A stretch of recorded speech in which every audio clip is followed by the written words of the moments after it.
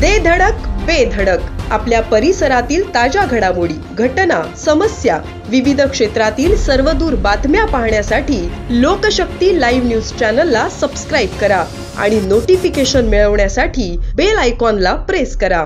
Pen police Thane हद्दीतील कासार तलाव येथे असलेल्या प्रसिद्ध साई मंदिरात दिनांक 20 जुलै रोजी चोरीची घटना घडली होती। यामध्ये मंदिरातील पूजेचे साहित्य चोरी झाले होते। या प्रकरणी पोलीस उपविभागीय अधिकारी गजानन टोंपे यांच्या मार्गदर्शनाखाली व पोलीस निरीक्षक संदीप बागुल यांच्या सूचनेनुसार गुन्हे प्रकटीकरण शाखा पेण यांनी शहरातील सुमारे 15 ठिकाणचे सीसीटीव्ही फुटेज तपासले। दरम्यान तपास पथकाने आधी अटक झालेले आरोपी तपासले असता आरोपी महेश नंदकुमार चायना खवा राहणार धेरोंडा अलिबाग याची 21 मे रोजी अलिबाग कारागृहातून सुटका झाल्याची माहिती मिळाली। आरोपीचा मागोवा घेतला असता तो 25 जुलै रोजी पनवेलहून पेणकडे येत असल्याचे आढळले।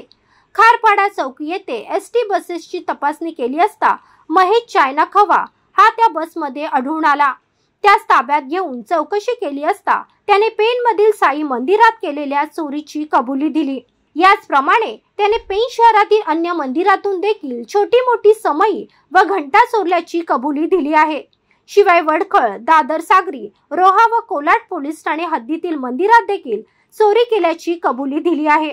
त्यास अटक करून न्यायालयात हजर करण्यात आले असून 29 जुलै पर्यंत पोलीस कोठडी मंजूर करण्यात आलेली आहे। पुढील तपास पेण पोलिसांमार्फत सुरू आहे। लोकशक्ती लाईव्ह साठी किरण बंधनकर, पेण। अशाच सच्चाई दर्शवणाऱ्या बातम्या पाहण्यासाठी लोकशक्ती लाईव्ह न्यूज चॅनलला लाईक करा, शेअर करा आणि सबस्क्राईब करा।